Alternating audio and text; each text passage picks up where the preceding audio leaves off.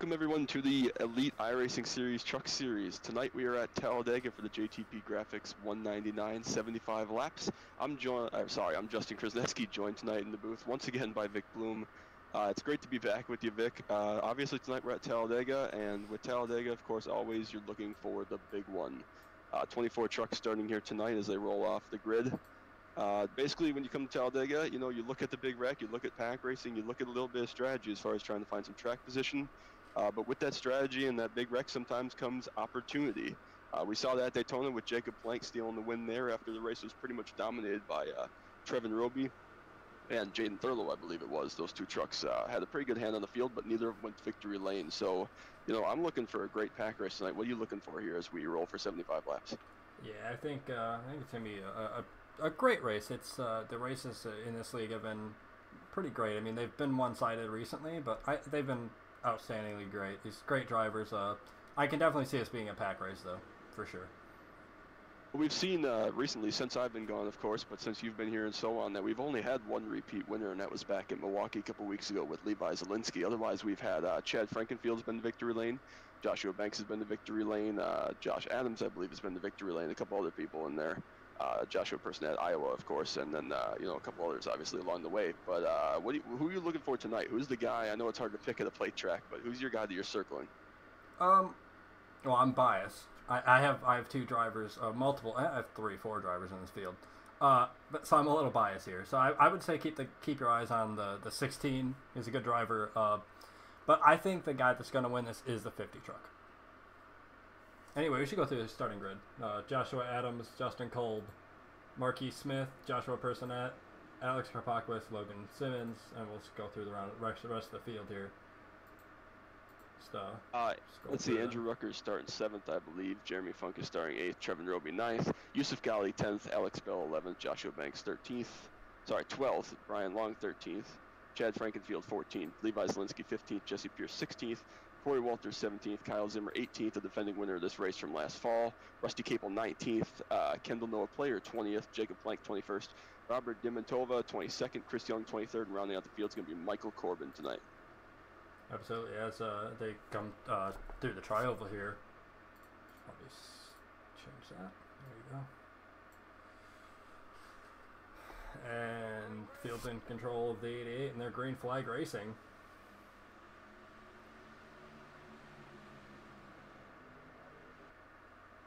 Rolling off real well here into turn 1. It's interesting. Neither guy in the second row there, Marquis Smith or Joshua Personette, got a really good initial jump. I was kind of thinking the 88 was going to be hung out right there with no push behind him, but now the 16 is getting up on his bumper, so we'll see which line can push here early. Usually, historically, in these Talladega races, as you know, Vic, of course, last season in the fall, you were in position to push Logan Shea to victory before you blew up in turn 3, I believe. Yeah, Yeah, usually the bottom line is where you want to be. As we see them try to squeeze down, Joshua Personette can't quite squeeze, but he pushes Justin Kolb out to the lead. Yeah, I think we're going to see a bottom-dominated race, but as you see here, the SWA trucks are already all the way up against the fence trying to work together as they usually do. Like I said, though, I think these guys are going to try to fight for the bottom, but if you can't get to the bottom, you almost just got to find a place to ride for the meantime. Absolutely, and the one thing I think you don't want to do here is you don't want to be 3 wide and let alone be in the middle. I would say that's definitely the line you don't want to be in, because if you're in the middle, if somebody comes up or somebody goes down or you just can't hold your line, you're going to cause a big accident. It's funny you say that, actually, from my experience here in the past, and Alex Bell will test this. I'm sure he's going to make it work at some point tonight, but that middle, if you get put in the middle, you usually go backwards, but if you're the guy that's on the aggressive side going up the middle, you can sometimes make some headway just by having a big run on guys. Yeah, no, I was talking about when people fall back. It a lot of times causes an issue, because then they become super aggressive. Yeah, you definitely don't want to be shuffled through the middle, that's for sure. Yes, absolutely. Still fighting for the lead here. Both 715 trucks kind of in control of where the first 2 guys go. Those paint schemes, did you do those up? Yes, I did. Oh, they are beautiful. I really like them, actually. Yeah. It was actually, they were just something I kind of threw together in, I think it was 10, 20 minutes. It's a pretty quick scheme to put together. Bunch of lines, basically. Look good, We have 2 packs right now. Yeah, the 75 is going to give a big push. I thought saw him blink there in the middle of turns 1 and 2. Of course, blinking on a restrictor plate track can be a big mess, but. Yeah, Logan has a problem with blinking lately. But yeah, we have 2 packs going on right now. The first one, of course, led by Joshua Adams, and the second one by Joshua Personette. It's actually just a 3-truck pack, and then you have the SWA guys right on the top side behind them. Still side by side up here for the leading pack, I guess is the best way to call it. Joshua Adams still leading.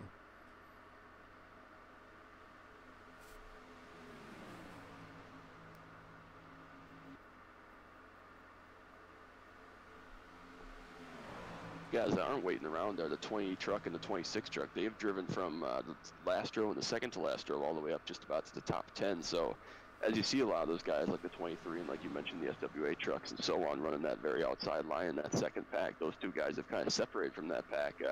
Started at the very tail, but they're not messing around trying to chase down that front, what is it, about 9 trucks up there. Yeah, absolutely. And actually it is, it's front 9 trucks. And the second pack now led by Robert DiMantova. Actually, it's Shane DiMantova, but his name on iRacing is not accurate. But yeah, the 52 Justin Kolb on the top side making a run now. Got Logan Simmons behind him as Trevin Roby and Andrew Rucker.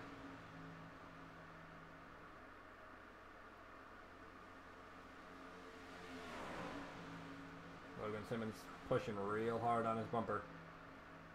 Man, those SWA guys really are working together back there. I was going to say that they, I'm not really sure. I haven't talked to them today yet about what their strategy was going to be for tonight, but I assume obviously they're going to work together, but I don't know if they're trying to just buy their time or get in the window for a green flag pit stop or something like that. But obviously Daytona did not go the way they wanted to with, I believe, like 5 or 6 of them wrecking out at Daytona. But, you know, obviously they're going to work together. As we got moved to the middle 3 wide by Logan Simmons, he just hung the 52 truck out right there, or at least... Yeah, well, they're hanging him out for it in return. I think that was kind of pre-ordered.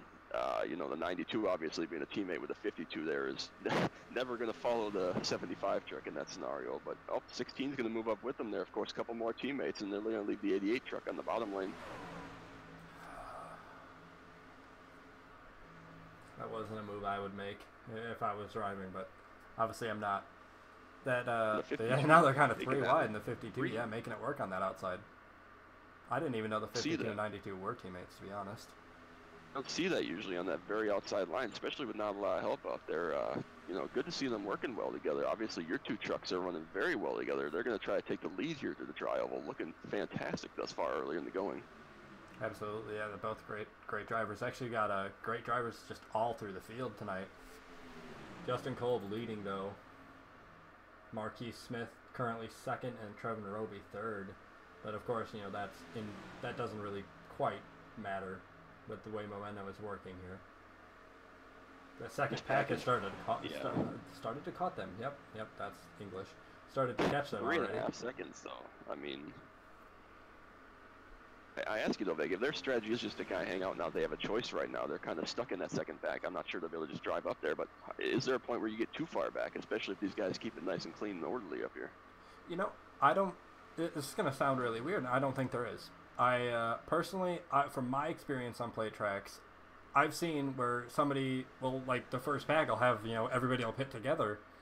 If it comes down to green flag pit stops, of course. Everybody pits together, and then somebody, you know, 1, 2, maybe 3 trucks have problems on their pit stops. They slide through their box or whatever. That second pack can easily become the first pack. I was gonna say we're gonna have to lean on your experience on these plate tracks tonight. It's pretty well known that I'm just about the worst plate racer on all of iRacing, so we're not going to be asking me any experience questions on this tonight. I'll say everywhere else though. Everywhere else. Oh, Joshua Adams had a little bit of a moment right there with the 6 truck of Andrew Rucker. It's interesting actually. We haven't seen a lot of flash out of Joshua Adams this year. And of course, so strong last season, and every season we see him here on iRacing, but you know, just his run up front, but hasn't been that dominant truck that I kind of thought we'd see when we got into this year, especially with myself being out of the series and a couple other guys. But, you know, solid runs will get you there, but I feel like he's going to have to click off a couple wins at some point. Yeah, I completely agree. Yeah, Marquise Smith he liked leading that race. He does not want to follow the 52. He gave him a big push off into turn 1 that time when he cleared him. Oh, squirrel down the backstretch. Not that side of the truck, Marquise. He's on the radio. I don't think he's very happy getting pushed sideways down the backstretch. I wouldn't be either. I think Marquise he probably just let off a little bit and didn't anticipate the sucker to be quite as hard as it was. And I mean, when you're right behind somebody, you know. This is a big race for these guys. I mean, you know, big race to showcase your sponsors, showcase your talent here at the plate track. You know, some tracks like next week at Eldora, and of course the road course the week after. Some guys just aren't going to run that well. It's as easy as that. And, you know, tonight's your night to showcase what you can do in the truck. And I think, you know, Marquise Smith fits into that category perfectly, looking for a big win. You know, he's not going to ride around. He's here to lead all the laps and win the race, obviously. Yeah, it's actually a series debut this week. More blinking from Simmons there. Looks like he's going to get shuffled out. Oh, no, he's going to stay in line. Karpakowicz's going to follow. Michael Corbin trying to decide whether he wanted to go to the top or the bottom there. The 92 drops in front of the 52. Back to the lead for Trevin.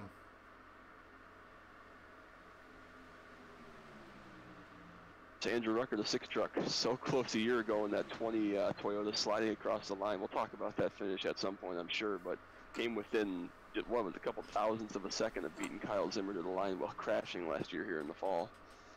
Yeah, absolutely. It was a close finish last year. No, he wants to make up for that this year. I know I talked to him a couple weeks ago, and he said that this was one of those tracks that he's looking forward to. He's put a lot of thought into that race about what he could have done differently. And, you know, sometimes I told him, oh, there they go, the 52 truck's been spun. Oh, and Marquis Smith into the wall. No, they're going to get a couple more guys in there. Oh, no. No caution yet. Oh, there's the caution. Yeah, we got truck stuff. Oh, it's a tough break for those guys. Tough break. Let's go back and let's see what happened here. Oh, that's a little farther back than that. Watch for Marquise Smith. See what happened. It looked like it might have been him that caused it. Yep, just barely nudged the side of him and just went around. There's no saving that. That's a little bit like what we saw at the beginning of the Daytona race. I believe it was Ethan Fournier. You know, occasionally you get a guy that's just really aggressive going for it, and sometimes on a plate track you just run out of awareness or lose track of somebody and, you know, make a little bit of contact. And of course, unfortunate break for all those guys, but especially Justin Colburn up front in the limited start. Yeah, absolutely. It's just a tough break. But Andrew Rucker inherits the lead now. I believe this is the first time he's led this season, but I could be wrong about that. You might be right, actually, on that one. I can't recall. He might have led some laps at Daytona or Iowa during that fuel strategy, but... I don't actually recall him leading laps at all, but yeah. It's just unfortunate to see Marquise in his debut. Of course, yeah, I'm biased here, but it's unfortunate to see anybody's debut go wrong like that. Yeah, you know, it's unfortunate because, of course, everybody that's here tonight has a chance to win. All 24 trucks show up thinking they have a chance to win, just the nature of Talladega, and unfortunate that, you know, he's not going to have a full shot at it right now. Yeah, it's absolutely true. If we'll see some pit stops here, Vic. I remember back at Daytona, Brian Long tried the staying out strategy, and it bit him. I believe he and Dallas Myhan both had the pit under green, end up crashing with each other trying to get to pit road at Daytona. I think we'll probably see everybody come in here, basically a free pit stop. It does look like everybody's coming down pit road. Also, while we're talking about things that were happening during this race, the thing we didn't talk about teammates working together was Personette, Frankenfield, Zelensky, and Zimmer, as well as Kappel, the Rebel Racing guys, working together as we see the 75 truck misses pit box a little bit. But yeah, they were actually farther back than anybody. The Rebel Racing trucks were. I have a feeling that, you know, when you get 5, 6, 7 trucks like the SWA guys and like the Rebel guys have, you can kind of afford to buy your time, because as long as you keep all your trucks intact, of course you can, you know, try to slice up through the field when you feel the time is right and still have a little bit of manpower versus being a solo rider like Joshua Adams. Absolutely. Unfortunately, Marquise Smith, yes, he has retired from the race tonight, so it's going to be a 24th place finish in his debut for Marquise Smith. Yeah, so I was actually just going to check to see if he had retired. And he has. Let's see if, we'll be right back. I'm going to see if I can get a word with him.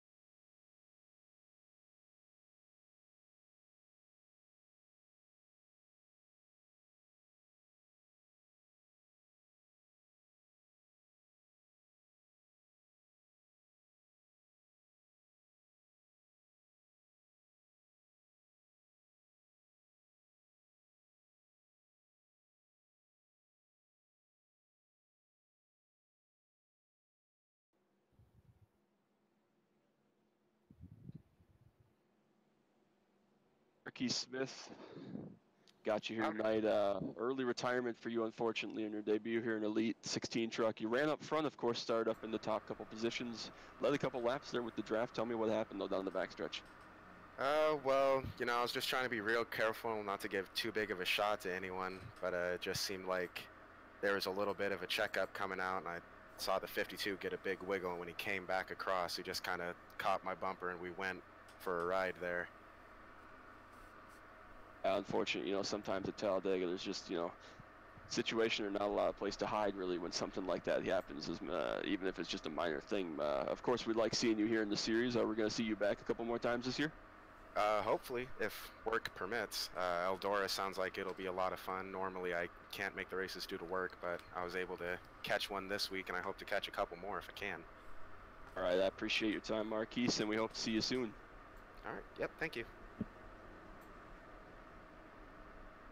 All right, that was Marquise Smith. We're doubled up here for the restart. Vic, any surprises here early in the going as far as the race strategy or the splitting of the two packs or anything like that? I feel like we should be surprised by the fact that the SWA guys weren't up front, but now that we see what happened when the front pack had an issue, I can't blame them. You had, 5 trucks involved in that first caution. Just even slightly with Corey Walters, he caught just a touch of it, not too much. But that was the only thing that surprised me, was the SWA guys not deciding to lead the race. I'm not, I don't think they have any set strategy. I think they're going to try to figure out how this goes. I'm just looking through the running order. The Rebel guys are running 9, 10, 11, 12, and 14 right now, while the SWA guys actually ended up behind them, 15, 16, 18, 19, and 20, and 21 actually Jacob Plank in there with the development team. So I think they're kind of gauging off each other, because obviously if the Rebel guys decide to go and the SWA guys follow them, it's going to be really tough to stop 11 trucks coming to the front, especially if they're on the same agenda. So I think both teams are just kind of biding their time right now, but that gives us a good chance to talk about guys like Jeremy Funk and Michael Corbin up at the front. Yeah, absolutely. As Mikey Corbin actually is having a little bit of a blinking issue. Also, another truck up there is the 20 truck, Robert D. Mantova. He is 8th right now, side by side with Trevin Roby. Or, yeah, 8th, I think. I don't know. I was never good at math or counting. Math is overrated. We're over it. The race starts off. I was really hoping, Vic, that somebody would just go on the pace car just to shake things up a little bit, but no one's going to be that brave. Well, yeah, but if you do that, then nobody can follow you, and then now you're out front by yourself. You can't make a single truck work here. It doesn't work like that. There's a lot of laps to go. Shake it up. Yeah, well, I guess we'll see what happens. As we see Michael Corbin, the 26, blinking pretty good now. The 88 and 75 have pulled out by about 2/10.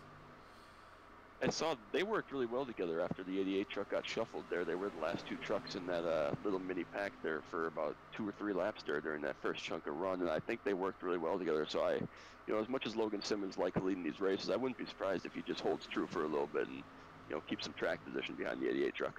Yeah, I think I personally have seen big improvements from Logan recently, and he is definitely less aggressive than he used to be. So I could see him also holding his position right now. I could see him holding it to be on it to the end until he has to make a pass, of course. Of course, 60 laps to go. As we just finished lap 15, we still got at least 1 pit stop left. I would say probably 1 pit stop left tonight. Usually the fuel window is just shy of 40 laps here, 30 to 35 laps. Should be plenty to make it on 1 pit stop. I think we're going to see 4 tires, honestly. It takes a good amount of time to fuel these things up. Now they made an adjustment on iRacing a couple seasons back.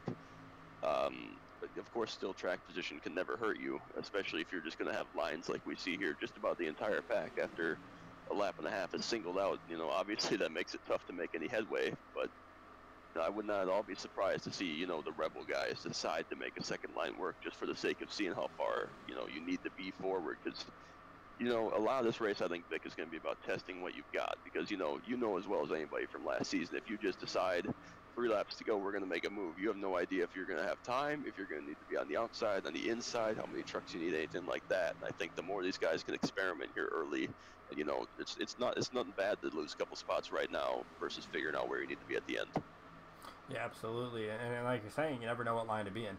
Right now, you never know what line to be in. I mean, you got Rucker trying to make a pass on Corbin for, what is that, 5th position. Yeah. But Michael's been blinking just a little bit, and the 92 and 72 move up to try to help him out possibly, but he drops back down. Like the only thing I would toward say, the end. Oh, sorry. Go on. No, go ahead. I was just going to say, you know, Mikey Corbin, as we talked about before, the only thing that I would say, that not that the blinking really affects you as far as a net code thing here at Talladega, but sometimes, you know, if you're blinking a little bit, it'll affect the draft, actually. You'll have a hard time sucking up just because you're not registering that you're in the draft of somebody. So, you know, the guys around him just have to be more mindful of that sometimes, more than just a net code thing here at the plate tracks. Yeah, absolutely. But like you were saying, toward the end of these races, you know, with 3 laps to go, I think that's about the time that you're going to want to decide what lane you should be in, who you want to work with. And if you can't work with who you want to work with in a line that you want to take, you just got to follow them. Especially if that means like right now, the 692, if they were in this position with 3 laps to go and it's just not working, that they would just have to concede the fact that they have to go to the bottom. I was just going to say, last season here in the fall, I don't think that you and Logan Shea necessarily worked together the whole night. You guys kind of just found each other at the end of the race, did you not? Yeah, no, we, I was pretty far back the entire race by design, and yeah, toward the end I saw that he was about to get his, you know, first win, and I decided, hey, I'm going to work with this guy. And then I didn't end up having a choice. I wanted to pass him, but I didn't have a choice because the top line was just so close to me. I just didn't have a choice to get anything done toward the end of that. Sometimes your friends are where you find them, whether you like it or not. You know, if you have a problem with a guy and you're stuck up behind them for your own benefit, you're just going to have to suck it up at some time. Oh, yeah, absolutely. Joshua Adams still leads. Logan Simmons behind him. Pretty much a stalemate, but the 92 and 6 are actually making ground. They made about a truck length a lap. Yeah, about a half a lap here, they're going to have a shot to get the lead, because I just heard over the radio that 75 was getting really hot, tucked up under Josh Adams, so he's going to have to either, you know, offset a little bit and push on a quarter panel, or back off, or try to get out from behind him to cool that motor down. Of course, still early, don't want to be blowing up but, you know, you definitely... I blew up on the last lap, friend. It was the last lap. Okay, it was the last lap, turn 3. Now I'll give it this. It didn't start blinking until entry of turn 3, so I figured I'd be fine. As it turns out, the turns here are way longer than you think they are. 10 seconds later, kaboom. Exactly. But hey, it wouldn't be the first time a 715 truck blows up in this league then. Of course not. I mean, you know, we just expect that sometimes whenever one of you guys showed up, some of you are going to die. That's just mandatory. I think it's mandatory at play track that somebody dies. At least one truck. And if somehow, some way you manage more than that, albeit, you go for it. Crash all day. Kolb has parked his truck tonight. He's going to finish 23rd as we see some shuffles up front with the 88 truck and the 92. Big block there from Adams. And you said the 75 is getting hot, so that makes a lot of sense for him to, you know, for the 88 to move out of the 75's way, give him a little bit of air, plus to block also. Well, I mean, of course, the 92 truck has been leading his own line for a little bit, so he's going to be plenty cool. You know, just leading his own line. He's not going to have to worry about the temps, at least for a couple laps here. So smart move on both those guys to get clear for the front there. But 75 is going to fight back. Of course, we just talked about Simmons not being as aggressive, but you know damn well he wants to lead this race just as much as any of these other guys. Absolutely. I mean, who wouldn't want to lead this race? Oh, well, I take that back. There's a second pack that doesn't want to lead this race. I was just about to point out the entire SWA group has dropped nearly 4 seconds off of this lead pack, which is interesting because we saw early in that first run here that, you know, the Rebel guys decided to run in the back with them, but they're up in the mix of this, the lead pack actually right now running 8th, 10th, 11th, 12th, and 13th, while as the SWA guys have, you know, dropped to the back with Corey Walters, Chris Young, and Kendall Player about 4.5 seconds off the lead pack. So SWA sticking to that, we're going to hang out right here versus the Rebel guys who are a little bit more racy here in this second run of the race. Absolutely. And I don't think these guys can make it on fuel, so they're going to either need to pit or need to crash. If we're completely honest. Definitely going to need a pit stop. You know, we don't usually see. Sometimes at this point in the race, it gets a little bit boring, especially as a commentator. You know, you're saying the same thing over and over about a guy trying to keep his truck cool.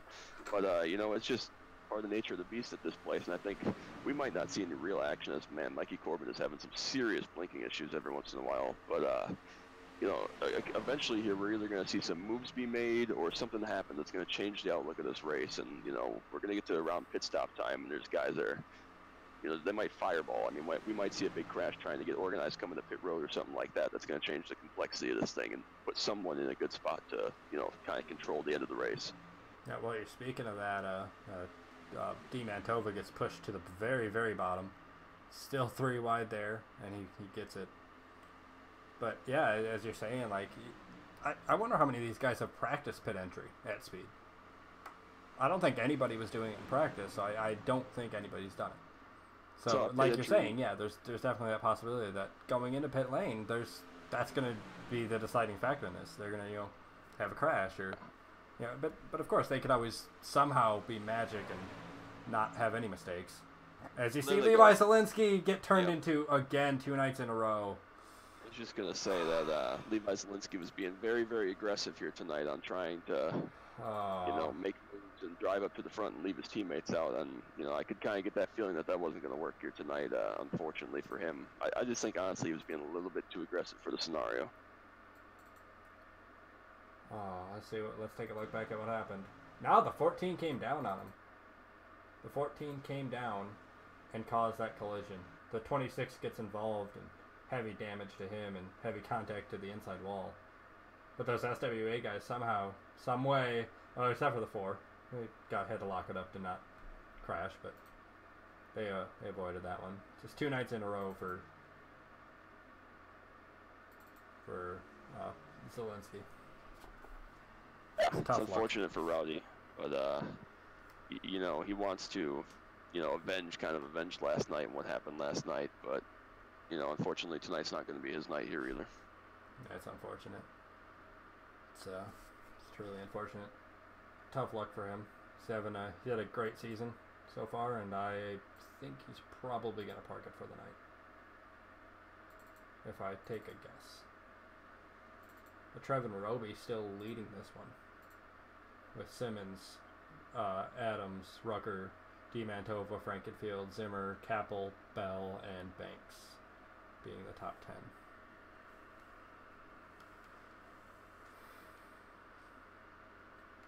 We're going to actually go to commercial break, so we'll be back.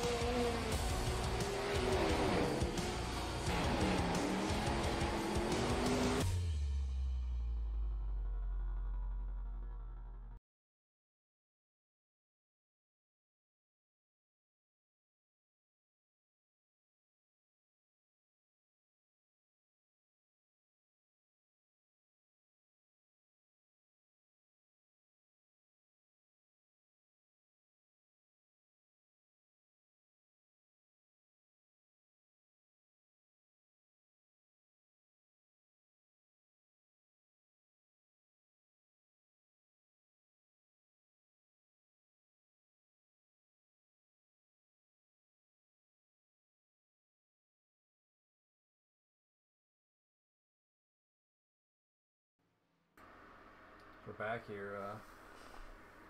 Pit stops have happened. The 75 has fallen back to 4th out of 2nd. 2 positions. So with these last 50 laps, Justin, who's the person to watch? As far as on track, I'm looking at, obviously Trevin Roby's been really strong at these plate races. Andrew Rucker has shown speed along with Logan Simmons. I still think you're going to need help, though. If you want to make some kind of big move, it always helps to, have people that are on the same page. If not, just willing to work with you. And I think that even though Rebel just lost a truck, well, at least damaged a truck, and Levi Zielinski, they're going to be strong. Obviously, all 6 SWA trucks have committed. They just came off pit road together as the pace cars come, so they're committed to hanging at the back, at least for the meantime. And we haven't seen anything that says that they're wrong in doing that. We've seen 2 crashes in about 15 or 20 laps here under green. So I think that you're going to need help. I think that you're going to have to beat Trevin Roby if it comes down to a 1v1, because he's obviously very talented at these plate races. But I think you're going to need that friend somewhere. Absolutely. Gosh, brought up the fact that I say that so much. Everybody drink. Everybody drink. Yes. Cheers. But yeah, it's true. Trevin, I don't know what he has under that hood, but he's strongest truck almost everywhere he goes. It's kind of crazy, actually. I mean, we saw Daytona start up in, I believe, 3rd spot, right behind Jaden Thurlow, and basically he and Jaden led the whole entire race until the very end. But tonight, obviously started 9th, 10 trucks qualified, I believe. So, didn't qualify that well, but he's still up here and up in the front run and leading laps. So, he's known more as a road course guy. I think he's going to be the favorite when we head to Watkins Glen in a couple weeks. But obviously, when you come to a plate track, he's got something figured out for some race trim strategy as well. Yeah, for sure. And I think that the people we're not talking about right now that might be dark horses to win this are the 75 and the 20. They've been up front. They may not have been leading, but they've been up front this entire race. I like the 75. The 75 looks like he can get some really good pushes. Can stay hot for a while. We saw him tucked up under the 88 talking about how he needed to get some air, but it was probably a good 5 or 6 laps before he needed to get some air tucked up pretty good on Josh Adams. So I think the 75 might not be able to lead this thing. We haven't seen him lead, but if he's in 2nd place and can make a big move on the last lap, obviously you can't really protect from that. So I think he's going to have a good shot as we get down here. Yeah, for sure. I think Logan's gonna try to win this. I mean, he's 26th in points. Doesn't really have anything to lose now. This shout out we're going to give to, how about Chris Young on the outside? He's going to be on the outside of row 3 here in 6th spot, obviously the JoinAPS series sponsor. But, a good run. We don't get to see him every single week, but of course we've seen him more this season. Started back in 23rd and run solidly just on the outside of the top 5 tonight. Yeah, him and that 21 truck, that Chevrolet. Chris does a great job every time he shows up. Great driver. And yeah, like you said, JoinAPS.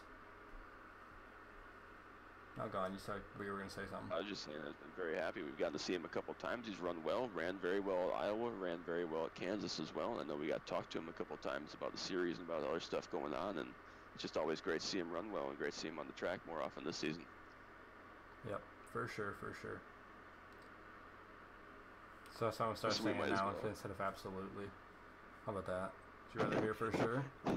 Well, while we're doing, drinking games, while we're doing sponsor throwouts, of course, tonight's race sponsored by JTP Graphix. That's Jesse Pierce's graphics company, along with Alex Bell. So thanks to them for sponsoring tonight's race.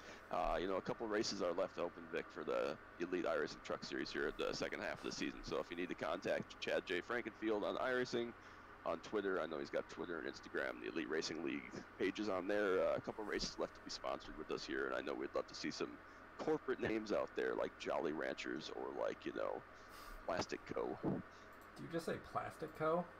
Plastic Co. I have a cup sitting next to me and I'm in college, and that's I don't want to say Kleenex if my dad works there and I'm biased, but anyways, yeah, we'd love to see some more sponsors on these things, but of course we've got tonight to worry about before we worry about the next couple of weeks. Yeah, this JTP Graphix 199 it's been a great race so far, and yeah, like you said, many races left unsponsored. Next week it's actually sponsored by Dallas Myhand.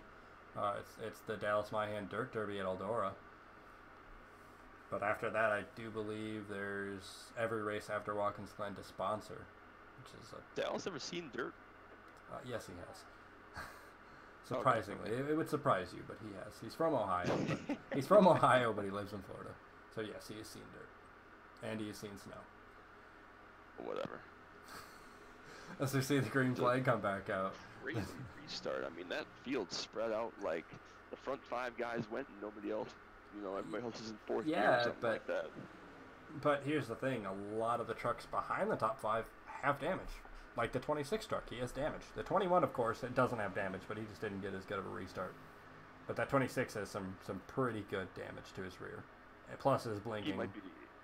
Yeah, a lot of these guys I think might be okay as long as they're not leading that line. Of course, the 26 is leading the bottom line right now, but you know, with those damaged trucks, of course, you're going to hurt your performance. But I think as long as you're in the pack, you can still hang out. The only problem is right now it looks like we don't really have a pack forming. Yeah, no, I agree. I mean, we got a 5 truck pack, but that's about it. From what I can tell, I mean, you know, everybody else behind them is single file, trying to possibly catch them.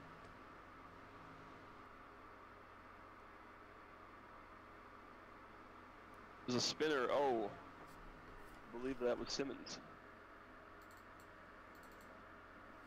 Oh, let's take a look back at what happened.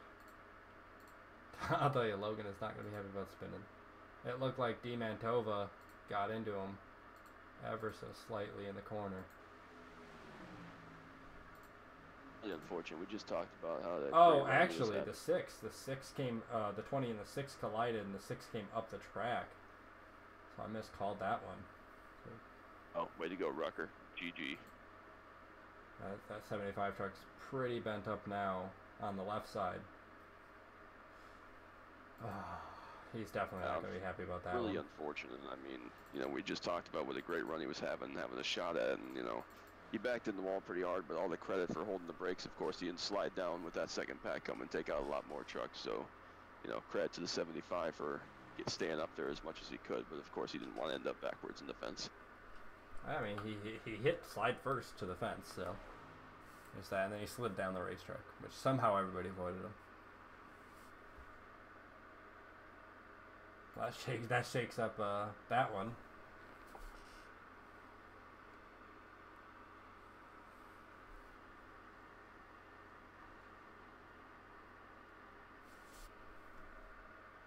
Let's see. That actually puts Logan down to 17th position right now. Oh yeah, I think we have what, 20 trucks left, maybe 20 trucks left, because I saw that Joshua Personette and Jeremy Funk both left after that previous wreck. 18 on track. Sorry, 19 on track with Brian Long, but yes, Personette's gone. You said. Personette and Funk both had damage from the previous accident and left a couple laps ago. Brian Long's last truck on the racetrack, the 72 is in the pits. From the way it looks like 15. Chad Frankenfield went down pit road. I don't know who else followed him, but I saw him go down pit road. It looks like a second half of the field's coming down pit road. Probably not a bad strategy call, to be honest. Oh, and Chad slides through his box. I figured a lot of these guys would take the opportunity. You know, we've got about 45 laps to go. You know, maybe make some fuel strategy happen. And of course, we expected all the SWA guys to come in and basically just park and make sure they were all on the line at the back of the pack. So, you know, think about what 5 trucks stayed out right there. So that's going to put Roby, Rucker, Di Mantova, Corbin, and Capel up at the top 5. But everybody else came to pit road. Yep, for sure. And I mean, now that we've seen Logan Simmons get taken out, who's the dark horse for this? That's a good question. Obviously, the 20 truck has been strong all night. You know, started way back in 22nd, like we said. Mikey Corbin, we called his name a little bit earlier. Started back in 24th. Rusty Capel, we haven't called his name yet tonight, but he's part of that group with Chad Frankenfield, Levi Zielinski. He's up to 5th. And then Corey Walters, Corey Walters, just smoothing consistent top 10s. He's up in 8th spot. So, you know, there's still a lot of guys that outside of our normal, you know, big guns that we look at that, you know, still have a shot, much like Kyle Zimmer did here last fall. It's actually weird that we say Corey Walters is somebody not mentioned very often, because he's actually second in points behind Chad Frankenfield. He's a monster. I'd love to do it. I mean, you know, he's not the flashy star. He hasn't really came out here and won a lot of races, but I mean, I think he has a top 10 in every single event this season, except for maybe one. but certainly only like one race that he's been outside the top 10 through the first 8 or 9 thus far. So, you know, that's what you need. I mean, these full season points, obviously the wins are great to have, but I mean, if you just put yourself in that position, if he gets a couple, you know, wins at the right time at the second half of the season here, he could be one of the guys we have compete for the championship come Gateway. Yeah, and come to think of it, I mean, like you said, you know, I think he is the only person to have. I think he has finished in the top 10 every race, if I'm not mistaken. Could be wrong, and I'm sure somebody will correct me post-race about it, but I'm pretty certain, yeah, he has finished top 10 every race. I know he had the most top 10s at the beginning of the season. Yeah, I mean, they made sure I knew that. They made sure the whole world knew it. And I mean, you know as much as anybody else, of course, with both of us having driven in this league. I mean, in both my championship season last year in the trucks and the year before that in street stocks, you know, I didn't finish in the top 10 every race. It's hard to do, you know, just a lot of that is running well, but you also have to avoid issues, you know, not, you know, miss a night because of something else going on. I mean, that's a hard thing to do, so a lot of credit to being able to put it. I mean, we had 24 trucks start tonight. If you can pick up another one, that means he finished in the top, you know, 40% of the field. So that's a very solid night for that 28 crew. Yep. And the 92 is going to lead them back to green, but of course, because he's been leading this entire race. As, yeah, come through turn 2. Or, well, sort of turn 2. Doesn't matter. But yeah, as you're saying, it's hard to finish top 10 in this league. It's very, very, very competitive. It's definitely one of those leagues that probably doesn't get enough credit for how good it is. I was going to say, you know, obviously, you and I having both ran over 30 races in this league as drivers before we became the broadcasters every Monday night. I mean, you know, the only thing that I wish I could have changed about having you is a couple of those street stock races where, you know, you were running up front and didn't get a chance to win a race, because in a league this competitive, it's, you know, it's so rewarding to be able to win a race. I've been very thankful to win 13 of them, but I mean, each and every one of these guys that we see on track, along with, you know, past drivers and probably some future drivers that we're going to see in the couple of seasons coming up here, makes the field so competitive. You know, it's hard to win these races, I'm not going to lie to you, and you know, it's just so rewarding to be able to finally get it done when you break through for one. Yeah, like you said, with the street stocks, I recall one time actually leading and getting dumped by a certain 00 car. No. Yeah. No. It was the Hooters, they did it. Yeah, it was Hooters, yeah. It was them. I just recall that happening, and then I dumped you later. It's pretty funny. It was worth it then. See, you can't finish in top 10 if you're getting dumped. Well, I don't think I finished that race anyway. I probably finished upside down. That was my thing. That's what I became known for. As we see pace car getting ready to go down to pit road here. Field 2x2.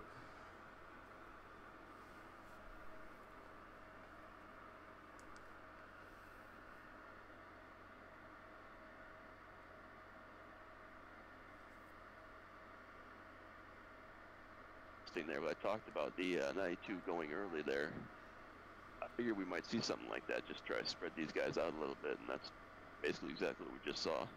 Yeah, he's actually going to try to go to the top lane, leave D Mantova down there to be down there by himself, but he has the 88 behind him. I mean, as we've said in the past, you know, Adams is a great driver, and D Mantova to the lead off of 2. Well, for it, let's go 20 crew. I mean, you know, not that's a questionable decision. Obviously, Trobes has reason for doing that, but the row behind Rucker there was Mikey Corbin, and you know, that damaged truck. I'm not sure that getting in front of that damaged truck, you know, was the best idea. Obviously, he's going backwards a little bit right now, and that might be some of the plan. But it's great to see T Mantova work all the way up to the lead. You know, great to see the 20 group up front. Yeah, absolutely. You know, Green Star Samsport, they pretty fresh team, pretty new, debuted this year, and he's doing great things. Like right now, leading this race. I think this is gonna be his first lap led in Elite. So I believe it will be.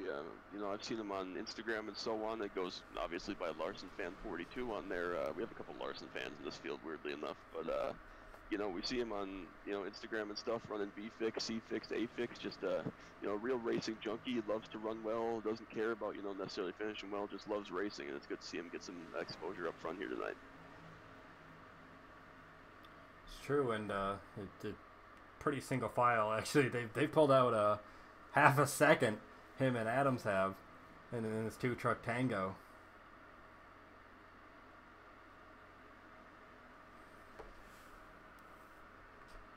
I think the 72 and the 97 are just too broken at this point to keep up with the draft. They've already lost about a third of a lap on this front pack, and you know the 2 laps that we've been up to speed.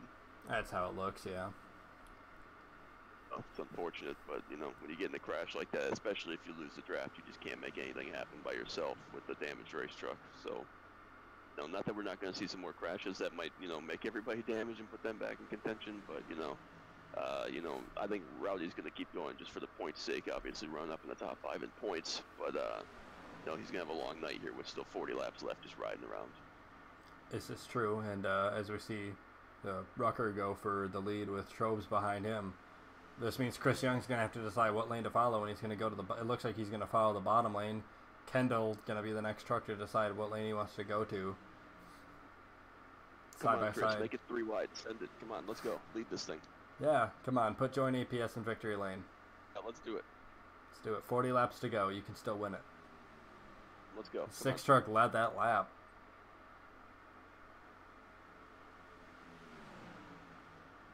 The 20 truck almost got up into the door of the 6 truck there. That's a really nice looking paint scheme on the 6 truck. I'm biased being a Matt Kenseth fan. I think Jesse Pierce might have made that scheme for him. Yeah, I was gonna say the race sponsor, if I'm not mistaken, actually made that.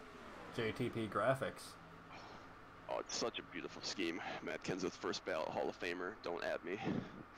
No, I don't disagree. Of course, we're biased. Awesome. We're both from Wisconsin, so of course Exactly. we believe that. Exactly. I mean, Wisconsin. What about Paul Menard, though? We produced great Menard and Travis Kvapil. Heck yeah. That outside line just really all the way to the back there.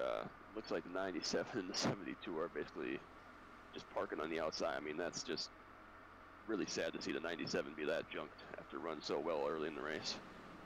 Yeah, and I mean, this gives him an opportunity. I don't think he's used both of his drop races, but I think this is definitely going to be a drop race. This is going to be one of those that you just, pack it up, chalk it down to plate racing, and, move on to Eldora, which I know he talked about in the preseason. They did those podcasts with Chad earlier in the season. I think he said that Eldora was one of the races he wasn't looking for. He was going to have to take a drop week on, but, having to take one tonight, he's going to have to put some practice in this coming 7 days to be ready for the Dirt Derby. Yeah, for sure. And, I mean, I wish I could do those podcasts again. Those were good listens. I mean, they were an hour long, but they were a good listen.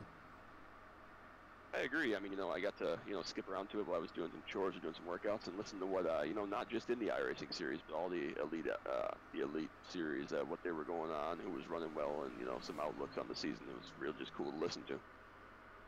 Yeah, maybe we'll have to talk to Chad post-race and see. Big block by the 20 truck. This is not going to Oh, on the 88, 20, the leaders around. Oh, no. Let's take a look back at what happened. I believe the 88 is going to call it a night after that one. See the 88, the 20 go up to block, and the 88 just spun it. 75 probably was aggressive behind him, but that looked a lot like the 88's fault. If I'm honest. That's just, It's just unfortunate for D Manitoba.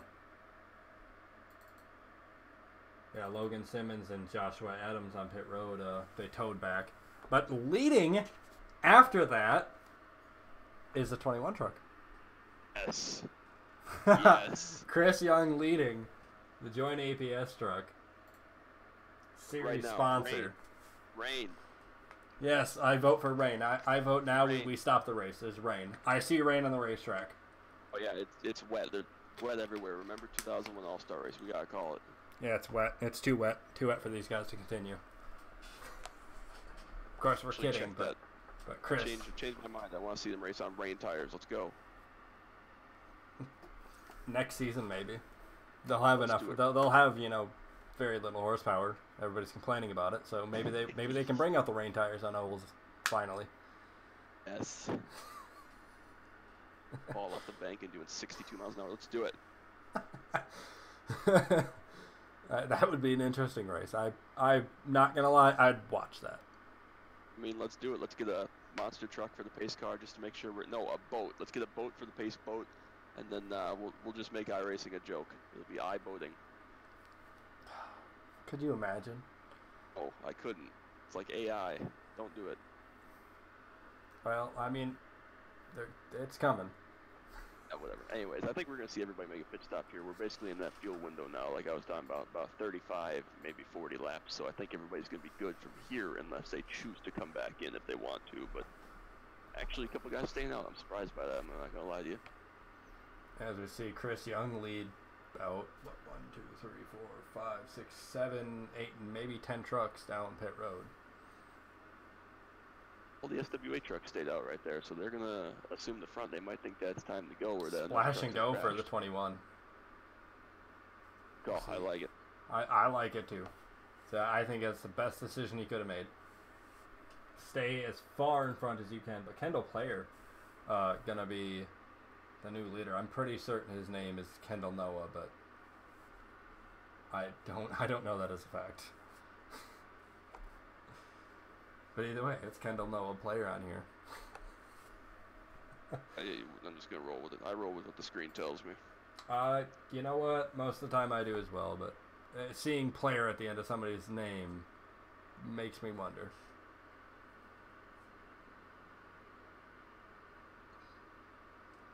Because who has the last name Player? Let's be honest. Great player. What? The golfer.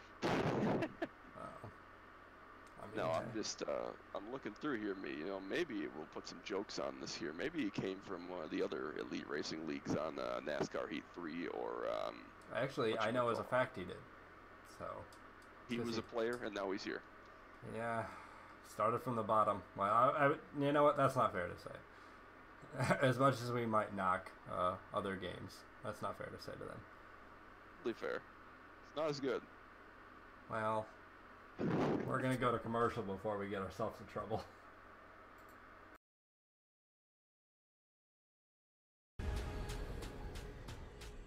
The most realistic online racing sim ever made.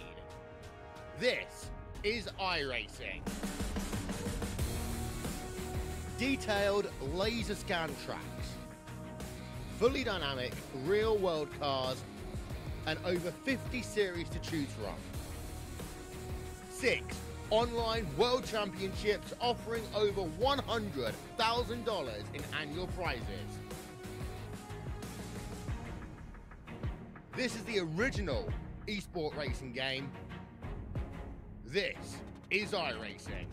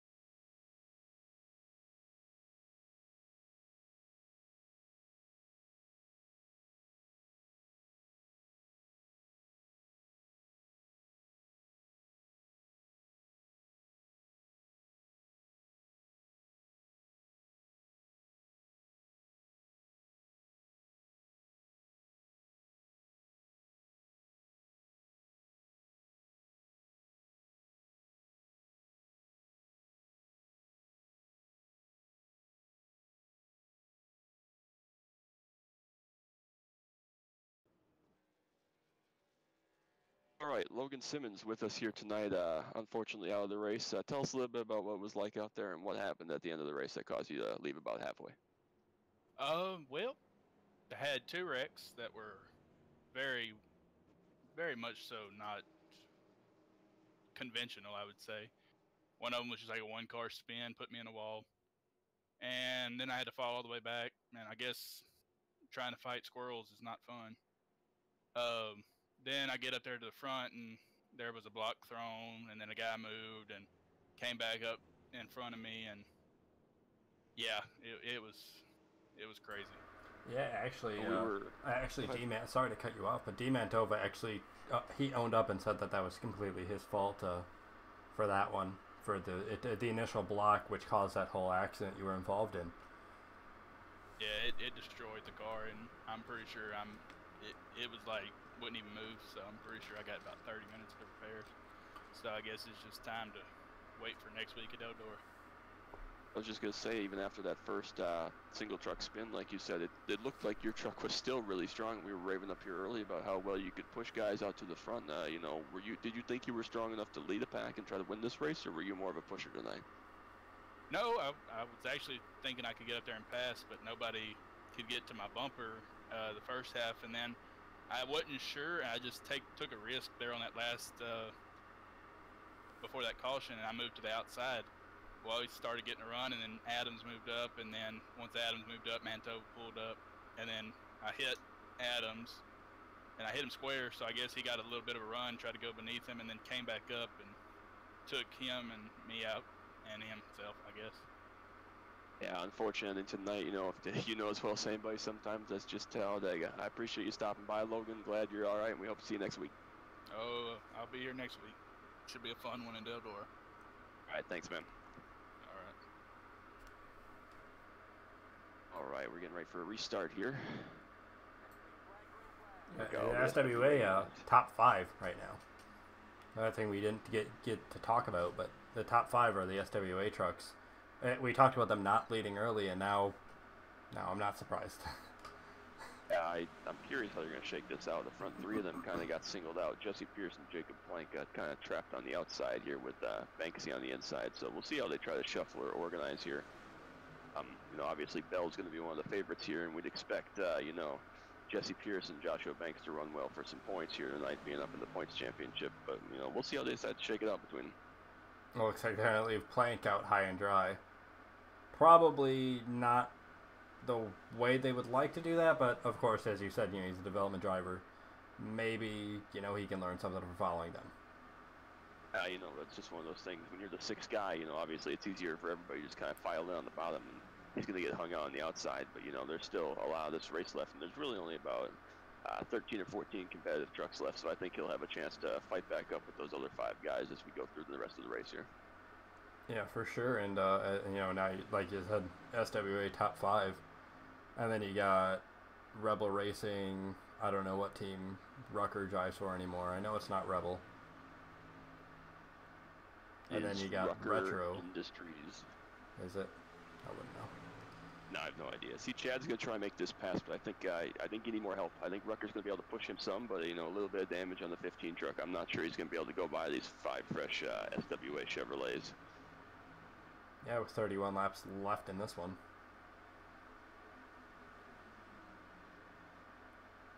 You know, with the SWA guys are on the front, good to see Yusuf Ghali getting some more laps led. I give him crap back at Iowa in the race that Joshua Personette went on some fuel mileage. Chad Frankenfield dominated that race.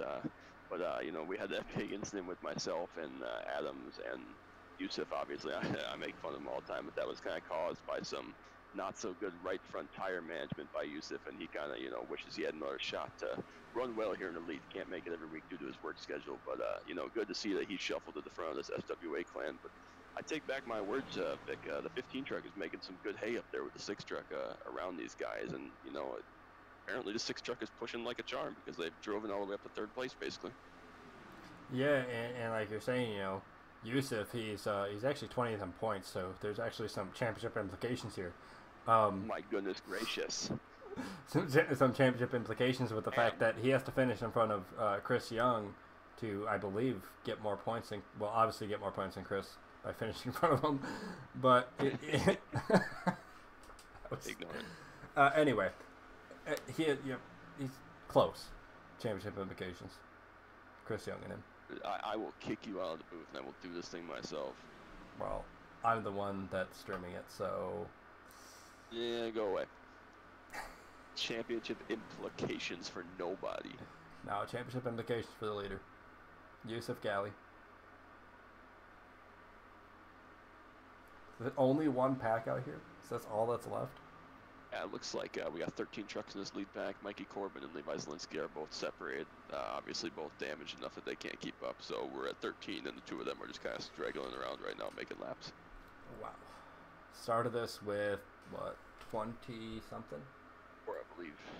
Yeah, 24, because 36 of Glenn Bundren actually didn't start. So yeah, 24 trucks started this, and now we're down to 13. Yeah, Chad keeps wanting to go, but yeah, I think you're basically going to need everybody behind you to go with you if you're going to pass those four guys. They're just not going to, they're not going to make any crazy moves, and you're going to need a lot of help to go around all of them and clear them all. Yeah, we're, as we see them pass the guy that had championship implication problems last night in 3-wide racing league. Go on the track and create some championship implication spins before too long. It's okay. You'll be okay with your championship implications. Everybody likes championship implications. You're killing me. Word of the night. No, that would be absolutely championship implications. Oh, I'm sorry. Here, let's rephrase this. Absolutely. Championship implications here with Yusuf Gali leading. I took 7 weeks off from my class. I think I'm going to go back. I think I'm going to resign and never show up again. Hey, don't threaten me with a good time, pal. You see here now, Andrew Rucker from 5th place has gotten out from Chad Frankenfield, and he got 4 trucks on the inside versus 4 trucks on the outside. So now if they can time it out and get a little bit of a run in the draft, I think they might be able to make it work. The only problem is, when you've got the 4 SWA trucks plus a couple other guys, and you got, Chad and maybe one other guy trying to make that pass, it's really tough to go around, 5 or 6 trucks with just 2 or 3 trucks. Yeah, I don't see the top 4 getting passed. I just don't see it. Oh, the problem right now is that we've lost a couple of Rebel trucks, obviously, and Levi being off pace, and, Joshua Persnet being out of the race and so on. It's just tougher when you only have part of your team, and I know Rusty Capel, Kyle Zimmer, and Chad are all going to work together, obviously, but, it always helps to be at full strength and be able to plan out some more moves and stuff like that. And I just think that they're going to struggle a little bit trying to go by all those guys at once. Yeah, and actually the 15, 21, 25, and 9, I believe, are all out of the Rebel camp. I could be wrong about the 21, but I know the other, like you said, the other guys definitely are. So, I mean, there's still 4 of them, and they're nose to tail right now. They could try to make something work, but I'm not 100% certain that they're going to. You see Trevin Roby in the back trying to make a move on the outside now. I was just going to say, he and... who was it? It's 94, Noah Player there. Sorry, Kendall Noah Player, my bad. Has been running that extreme high line. Not a lot to lose when you're back about 10th, 12th in this pack. You're just trying to see where the air moves, and that's all you can really do, because you're not going to be able to pass. Like I said, you're not going to be able to pass 5 or 6 trucks at a time, so you kind of just got to try to go one by one and see where you can make some time. Well, Trevin Roby's gonna make you regret saying that, because he actually just passed 4 or 5 trucks on the bottom by himself before catching up to these first the 2 in front of him. So you got to eat those words real quick. We already established he's special, so I'll be right back. I'm gonna choke on those words.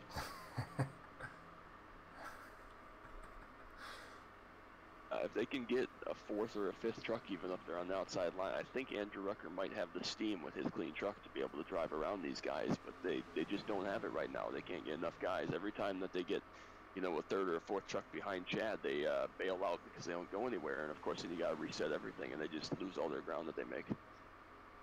Yeah, 24 laps to go here in the JTP Graphix 199 at Talladega, presented by Alex Bell. Yusuf Gali leading, Brian Long, Alex Bell, Jesse Pierce, and Chris Young are the top 5. Chris Young in the top 5. Wow.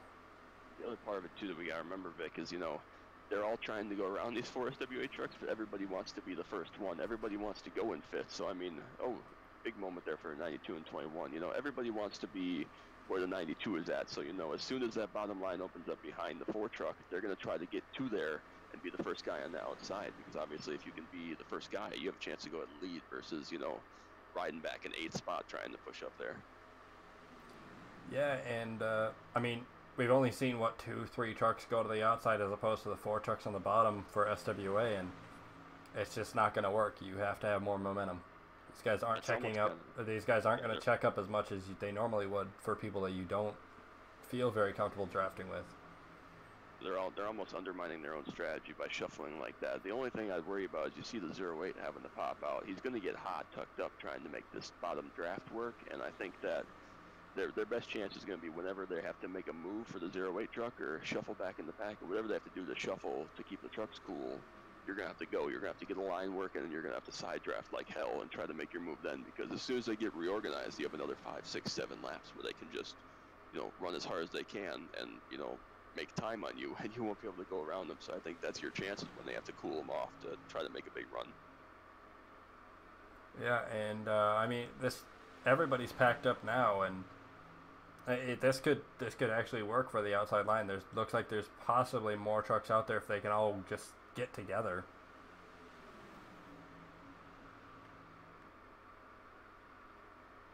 That's just about getting everybody formed up. It's so difficult, as you know, as I know from, you know, past races here and other places. Oh, the 36. Big wreck in the back, 36 into the 9, I believe it was. Yep. I saw that in the background, and that's unfortunate. Let's actually take a look at what happened. That was just a push gone wrong from Plank, I believe. That is how it looks. Yeah, Plank did exactly what happened with Marquis Smith. Just pushed him at the wrong angle, and that just spins him right on around. And it's unfortunate. Really That's one of those SWA trucks that wasn't in the lead. The only SWA, two SWA trucks. That's what happens when you get shuffled out to the back and when your teammates are leading. You got to try and make something happen. Of course, Rusty Capel, just an innocent bystander, swept up in that one. But, you know, we still got about 20 laps to go here, and that's 2 more trucks off the checklist with some big damage, and we're down to about, what, 10 or 11 trucks here. I think it's going to be 10 competitive trucks. Yeah. It's going to be interesting to see if they, you know, make 2 drafts, because there are still 4 SWA trucks up there. So, you know, the more trucks you take out of that draft, the harder it's going to be to make moves on anybody, you know, but especially the SWA trucks while they're up here in line. Absolutely, and I'm just going to keep saying absolutely, because I don't know what else to say. But like you said, you know, but hey, here's the thing. That's the first crash I believe we've seen that hasn't involved the leaders. Yeah. It is, and you know, that was also our longest green run of the night. That was about, what, 18 laps right there, I think, something like that. 17 laps from our caution at about lap 40. So, you know, we're running down to that point where you're not going to be lifting for guys. You're not going to be cutting brakes. If there's a hole and if you have a big run, you're taking it and you're going for it. So, you know, I think we still probably have one decent sized crash in there for these guys, just trying to, you know, make some hay. Yeah, and as you know, Levi Zielinski gets the lucky dog, the free pass.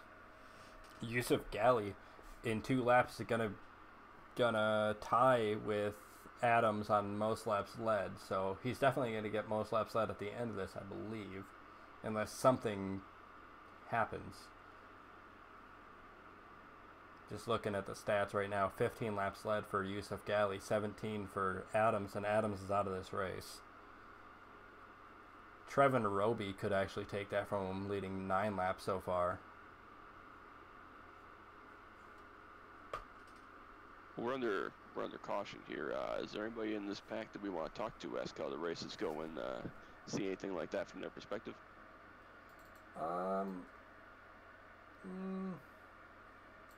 guess everybody that's left here isn't in the Discord, so we're gonna axe that for the time being.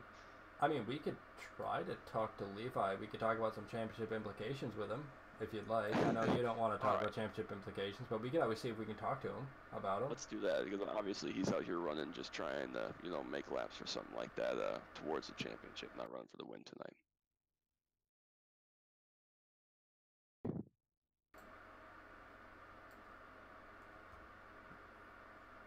his mic is muted. Levi Yeah, Zelinsky. there you go. There you go.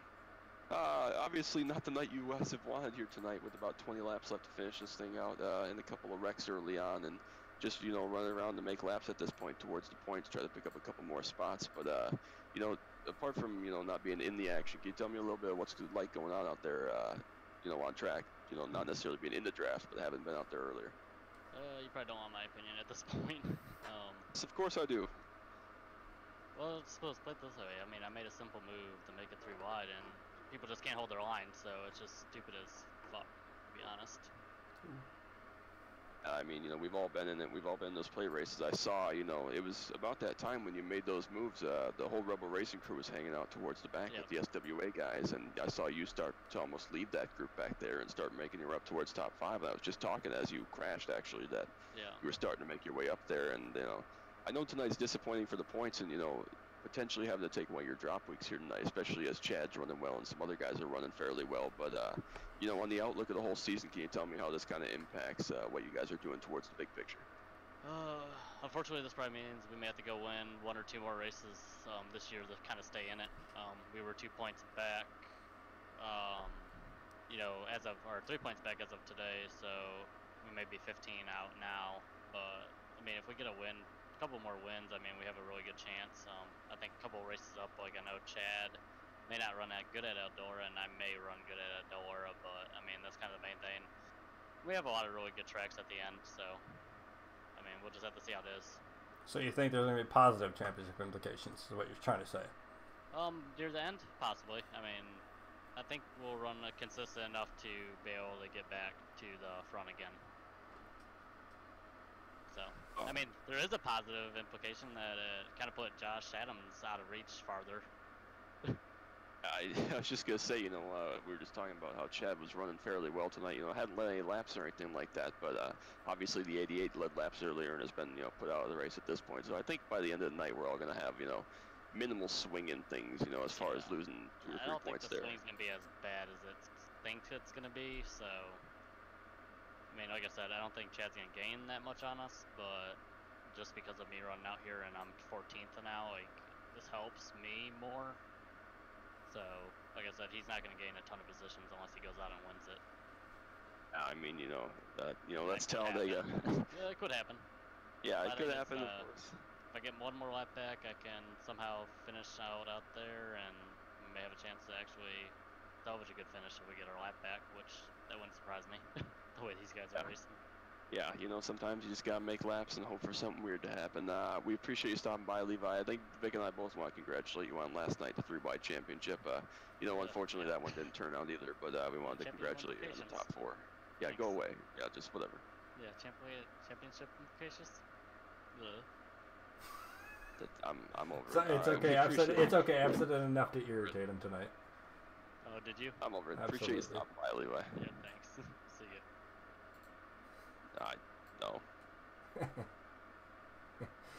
Hey, championship implications, man. Oh, no, it's not. Yes, it is. It is implications. I mean, he's going to have to use this as a drop race. That's as much of an implication as you need for the championship. Vic, we're halfway through the season. He could crash the next 2 weeks and finish 30th. Well, that's not. So could all the SWA guys, okay? Not that they haven't crashed enough this season, but... I hope they do, because they all are running like trash. They're only 1 through 4. Even only 1 through 4.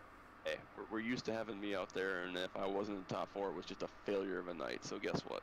I almost agree that if you weren't in the top 5, the race wasn't going right.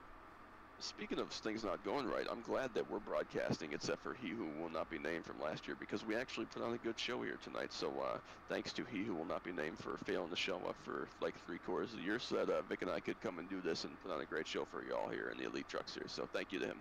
Yeah, hopefully people don't mind the fact that it's commentary, of course, isn't up there with other broadcasters, but hey, it's 2 friends watching a race. Who doesn't want to watch a race with friends? I don't think anybody wants to watch a race with me, because usually I'm cramming my face with food, but we haven't done that yet this season. Hey, I know somebody that does that when they broadcast, but of course I'm not going to call them out here. This isn't the right thing to do. I think Chad Frankenfield wanted to stop by quick, so we'll see what he's got to say. Okay. Krasneski up in the booth. You got me. Yep, you got a copy? Yes, sir. Yeah, I got you, man. You know, been a solid night for you guys up in the top 10. You know, haven't led any laps yet tonight, but we've seen you trying to make moves, a little bit of damage on that 15 truck. What's your outlook for these last about 15 laps here to try to get the job done? Well, to be honest with you, I'm just gonna benefit obviously from Josh and Levi's lucky races, so I'm in a good position now to keep the points lead, which is good. I just need to be smart here. If the chance is there to go get a top 5, obviously try to do that, but it's gonna be tough to break those SWA trucks up front. They stayed out on that one caution, and as soon as they did that, I was kind of worried about that. Obviously, when we were lined up pretty good in the back too, we were kind of doing the same thing with Rebel, and Levi went a little bit of kamikaze on us, and then he got caught up in that accident that kind of broke up what we had. So we'll see. We're gonna probably have to work together back here with Andrew and Trevin and see if we can kind of break up those guys up there. But yeah, it's been a good race. I'm happy with it. I was just going to ask you, you know, obviously you guys have lost a couple of Rebel trucks, and obviously the SWA truck of Joshua Banks just went out, so we're down to about 10, 11 trucks here in this lead draft that we think are going to be able to keep up. But being the points leader, and this being Talladega, I've been in this position myself. Are you kind of points racing at this point, thinking let's just have a good, you know, 2-3 point night and not worry about the fact that if you win the race, you could have a 10, 12 point night? Because it's tempting, but, you know, I see you trying to make some moves, but where's your mindset right now being the points leader? Yeah, I mean, like for example, right now I'm sitting 8th. If I do wreck out at some point up here from a guy doing something crazy or just the racing it nuts, you know, the worst I may finish is maybe 12th or 13th. So I don't see it as a huge disaster. I mean, I'm going to be smart about it though. I'm not going to do anything crazy to really not finish the race. If the chance is there to win the race, I'm going to go for it. But I'd like to see, you know, another new winner. That's always exciting. And there's a bunch of guys here that don't have a win yet. Actually, I think the whole entire front 6. If I'm correct. Yeah, everybody in front of me doesn't have a win yet, so there's only 2 guys racing right now that have wins, so maybe we'll see a new winner. All right, Chad, I appreciate you stopping by. We'll let you get back to it for the restart here, and we'll hopefully see you post-race. Yep, thank you, sir. All right, as we're getting ready for a restart here, we're going to have actually 16 laps to go, not 15. I expect those SWA trucks, Vic, to kind of, you know, time this restart out a little bit and hopefully sort into the bottom lane again. I think that worked really well for him. I don't really see right now where that challenge is going to come from, because obviously I don't think that all these guys have the same agenda. It's not like they're all teammates against SWA where they're like, all right, we're all going to pass them. You know, each one of them wants to run 5th too, if that's how you look at it that way. So, you know, I think it's going to be tough at this point to then try to split them up unless we see something crazy happen up front. Yeah, but like Chad said, actually he was wrong. There's more than just 2 people that have wins that are in this field. Banks won, Chad's won, Roby's won, and Plank. So that's 4. He's definitely wrong on that number. I can count. Math, we just talked about it. Yeah, I'm just looking through the field, and I was like, when he said that, I was like, I don't quite think that's true. These SWA guys going to lead. I think they definitely timed out that start, and they did a great job of it. But like you said, yeah, you want to be the top. You want to be that 5th truck. We might see a penalty here. I think that's what Chad is doing right now. I think we might see a penalty for Jesse Pierce for merging before we get to the start-finish line. I think that might have been what he was just talking about. I'm not entirely sure on that, but just from the naked eye, that's what I saw. Was it Pierce or was it Bell? Bell? I think it was Pierce, because Pierce lined Yeah, up. it was Pierce. It was Pierce, I believe. And if he does get a penalty, that's unfortunate. I mean, but of course, there is that merging rule in the league. You can't merge. Fine, but something weird happening that splits up these SWA trucks, and it's as easy as that. Where just a little mental mistake, and they might give out warnings. I don't actually remember exactly what the rule is for that, but he might be okay on that one for the time being. Actually, Jacob Plank has raced all the way back up to the back of these guys, so we now have back lined up. So everything that we just said about them being 4 is now, +1. So. Yep. And hey, yeah, Plank gets to be that 5th truck, so there you have it. Stop and go here, I believe, on this next lap to have to serve for that merge. Oh no, that's wow. Oh, it's just a little mental error, Vic. We both made them before. You know, you're in the heat of the moment. You want to get down. You want to protect from the guy trying to fill that hole, and you just merge a little bit before that start-finish line. It bites you, but you gotta just wait for it and trust that you're gonna be able to find a spot. Yeah, it's just unfortunate to see Here he Jesse comes. Pierce too. Oh, as they there's a wreck wreck. behind him anyway. The 21 truck into the wall hard. Damn, Oh. for everybody. The 94 and no caution? Oh, a big move for the 15. Oh, the 18's got a big push up in the front, and the yellow is out. Alright, we're going to take a look back at what happened Ow. with the 21 truck. Wow. See, they're going through turn 4. 4 goes down, and 21 just turns into the 6 and collects Kendall. Oh. That's night over for the 21 truck. Wow. We're talking about championship implications. How about that? I mean, I'm just going to ignore you, but it's just, you know, it's unfortunate. We saw the 21 run. Well, I think a little bit of that was, you know, when the guy has to come to pit road by himself, like the 4 truck just did, it kind of scares everybody, and it takes everybody a second to register that the dude's not, like, crashing. He's just, you know, peeling off. And I think that might have, you know, made someone move just a little bit and caused that crash, unfortunately, down in the tri-oval. Yeah, it looked like, actually it was before the tri-oval. It was that short shoot off of 4 that happened, and the 21 just came down. I don't think he meant to come down into the 6, but he came down into the 6 enough for the 6 to end up spinning and causing him to actually spin the 21 truck, and then the 21 just collected the 94 toward the end of that one. I believe it's night over for probably, well, at least Chris Young in the 21 truck, but probably as well as the 94. Yeah, I mean, unfortunately, you know, both those guys we haven't seen as much as we want to, and, you know, unfortunately, you know, sometimes that's just plate racing. We can't say it enough. You know, unfortunate for both of them, but I think we're going to have, what, about 10 trucks here now that are competing up front on full speed? I think it's going to be 9 or 10 competitive trucks, and you know what, Levi, we interviewed Levi, and he talked about getting back in the lead lap. I think this is him getting back in the lead lap, if I'm not mistaken. That's those points he was worried about. You know, he's going to move up, basically inherit the 13th place right here with the 21 truck going out. So, you know, he's praying for a couple more big wrecks that he can move up, even if it's just a couple spots. You know, he'll take it. Yeah, Yusuf Gali hits pit road. Everybody behind him as well. Interesting. The SWA trucks just split right there as far as who was going to pit in and who was going to stay. Yeah, the 0, 8, and 50 staying out, as well as the 92 and 25 trucks.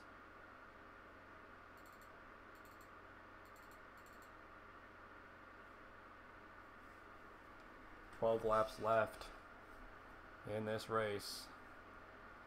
I think we're going to take a commercial break. We'll be back.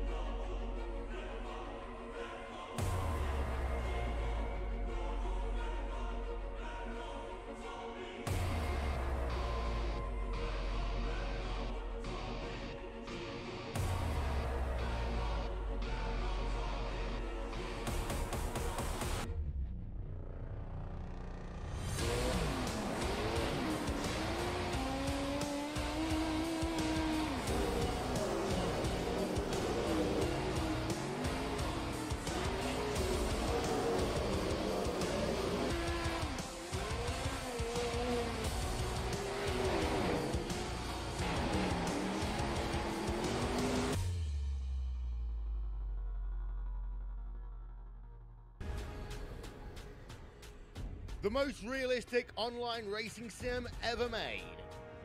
This is iRacing. Detailed laser scan tracks, fully dynamic real world cars, and over 50 series to choose from. 6 online world championships offering over $100,000 in annual prizes. This is the original esport racing game. This is iRacing.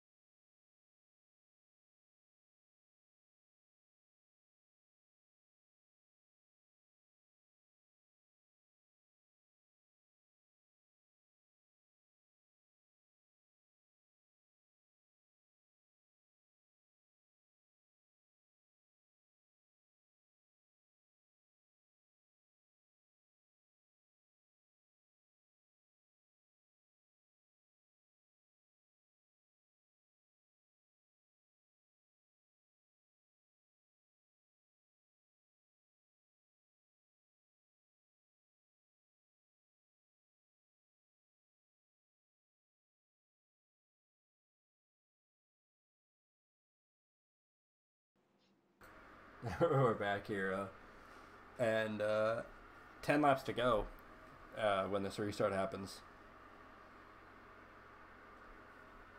Pace car's in. Nine, Vic, do some math. Well, it says 10 to go on the graphic, pal. But we're coming to the restart at 9 to go. Shh. So, It's like not a lizard. It's not important. 9, 10, same number. Definitely. Right for the restart here. Big jump. I expected that out of the SWA guys. I think Bell's going to be in trouble right here. Yeah, I think Roby timed that a little too well, and yeah, I think they're going to be left high and dry. Yeah, I'm not sure if I'd give up the bottom. Yep, you just got to hang your teammate out there, unfortunately. Well, Yusuf could always collect him. Yeah, I think that's what's going to happen here is they're going to have to put... Oh, Chad's blinking big time. I was about to say the same thing. I think they're going to have to hope they can push up there in the outside line. Keep those two guys on the bottom from, you know, going anywhere around Brian Long. I think Alex Bell's the guy to have right now. We talked about him all week being perhaps the favorite here as the best plate racer. Yep.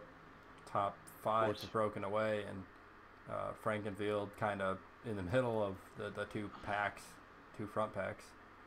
And we have not called the name of Kyle Zimmer tonight from the Rebel stable. Of course, last season's winner here in the fall, he's worked his way very quietly up to the 3rd place on the inside line, so look for him to make some noise when stuff starts exploding inevitably. Interesting there, they're putting their bets on the outside line, being able to move.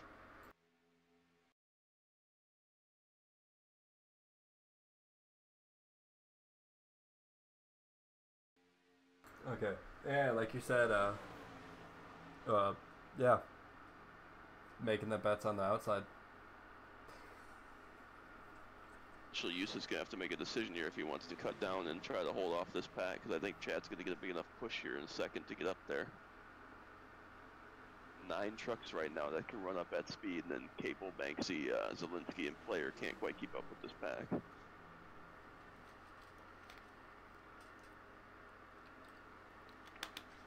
Personally, I'm not sure that old Chad has the speed to be up there either, to be honest.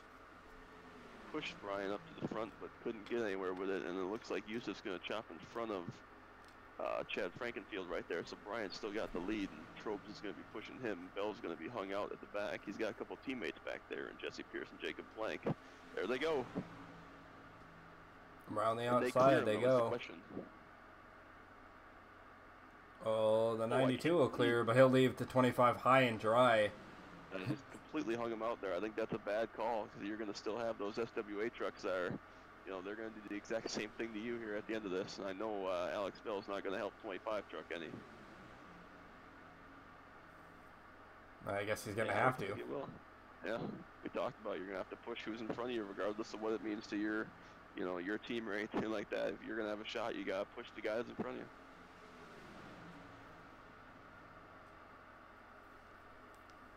Of course, we got to remember, Vic, here on iRacing, there are no green-white checkers. If we go past that pace car on 5 laps to go, we have ourselves a race. Yeah. This is top, what, yeah, 9 trucks. Oh, Brian Long was almost down there on the apron. Yusuf Ghali checked up big time into Chad. I'll say Chad looked like he was on the apron for a second. It's just got to push right now. He's got to push and hope he can get clear and get a push by from one of these guys. Oh, Bell's going to get in line there. That makes 3 SWA trucks. Now I think that the 92 might be in trouble if we go green here. Or he's going to split 25 with his teammate. Trobes is just, it's a matter of time now with those 2 SWA trucks on the outside. I would not at all be surprised if those 3 pulled up and tried to suck you up. There they go. There they go, yeah. Oh, Trobes is on the apron. Actually, can't try to side draft them pretty aggressively and can't hold them back. Lap truck of Chris Young getting way out of the way on the bottom. Very respectable act. The top, the top line with the 5 trucks out there, SWA.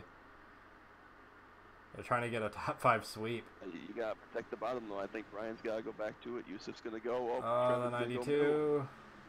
42 is going to clear. The 50 truck is there. 3 wide. Oh, they save it. Come on, don't wreck, boys. Don't wreck. Get to the bottom. There they go. Gonna be it. That's gonna be it, isn't it? Yeah, that's it. Wow. I think it's gonna be a 1, 2, 3, 4. Let's watch that all unfold again. Oh, we talked about it the whole night, man. It was just one of those things that you deal with sometimes at a plate track is, you know, stuff just goes a little bit haywire, and that basically got everybody except the 4 SWA guys, unfortunately. Yeah, it is going to be a top 4 for SWA with Yusuf Gali, Alex Bell, and Jacob Plank in the top 3. Jesse Pierce running out the top 4, and Kyle Zimmer, last season's winner here, going to be 5th.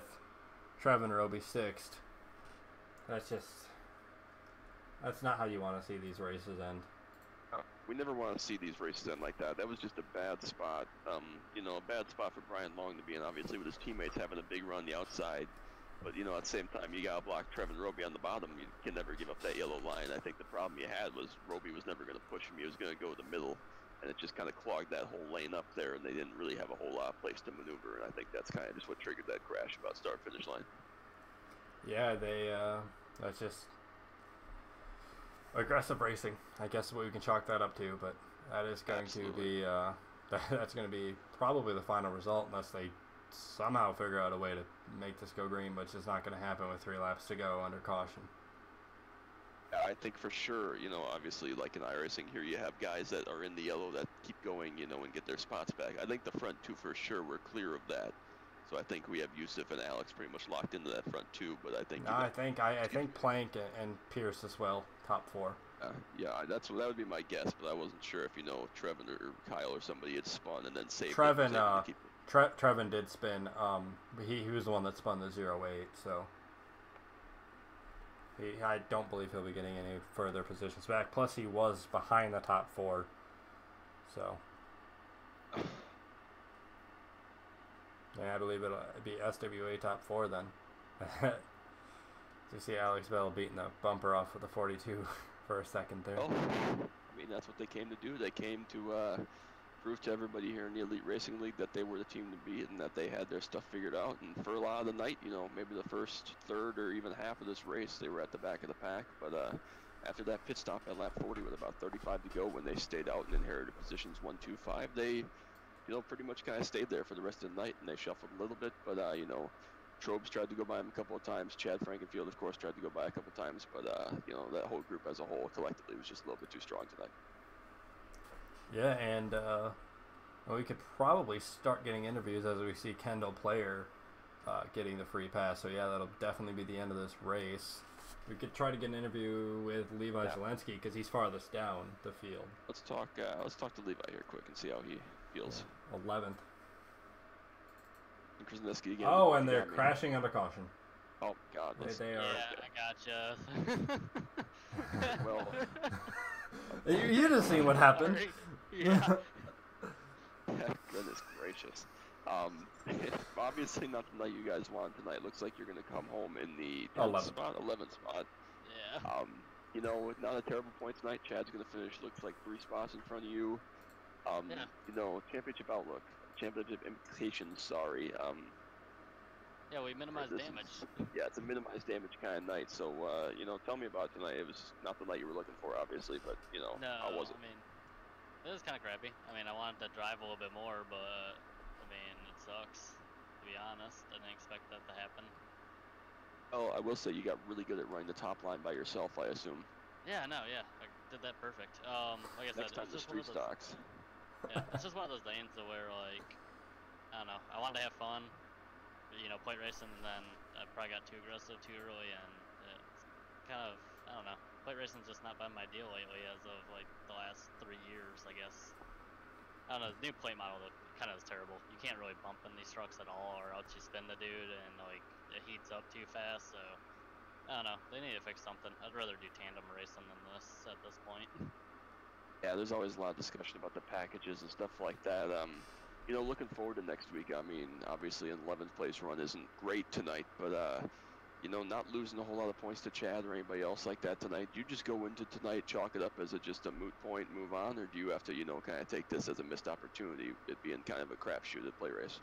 I mean, honestly, I kind of chalked this up as a win. I kind of expected actually a worse finish than what we did, so this kind of helps us in the matter of, like, round thing. Like, I figured we'd probably come out of here 15th or 20th. So almost get a top 10 tonight is actually kind of a win in our books. Plate racing is obviously one of those lanes that you just don't know where you're going to finish, and I always chalk these up as a wreck, a DNF. So, I mean, to come where we did, it's actually pretty good. So, I think we're pretty well where we need to be in the point standing. So, I think we have a good shot. All right, Rowdy, I appreciate you stopping by. Not the night you guys were looking for, but we hope to see you next week at Eldora. Yeah, thank you. Let's try to get a word with the 36. He's going to come down 10th. Let's see if we can get a word with him. Joshua Banks, Justin Krasneski up in the booth. You got me. I got you, brother. That you were looking for, unfortunately, just a little bumper tag with your teammate Jacob Plank there with about maybe 20 laps to go. Still a top 10 night for you. Tell me about what it was like running out there and what you kind of take away from tonight. I think we did overall as a team. SWA Motorsports did really good, working together there on that run and communicating well. It's just that the way the race turned out, the way the wrecks were, I wasn't able to avoid everything, so that's what killed the truck. And thankfully Plank was able to work with me there, and that was a lot of fun working with him in that little bit we had. It's just hard. It's Talladega. I wasn't expecting anything big out of this. If we come out with a good finish, great. We did. Top 10, I can't complain. And so I mean, it's really a Talladega. It's just a hit or miss kind of track. I feel you. We hope to see you next week at Eldora, obviously. How do you feel about that moving forward? I know you kind of have some short track background, stuff like that. Do you look at that as kind of a place you can shine, or are you just kind of going in there similar to tonight, just trying to make it? The same thing. Just going in there, going to do the best we can.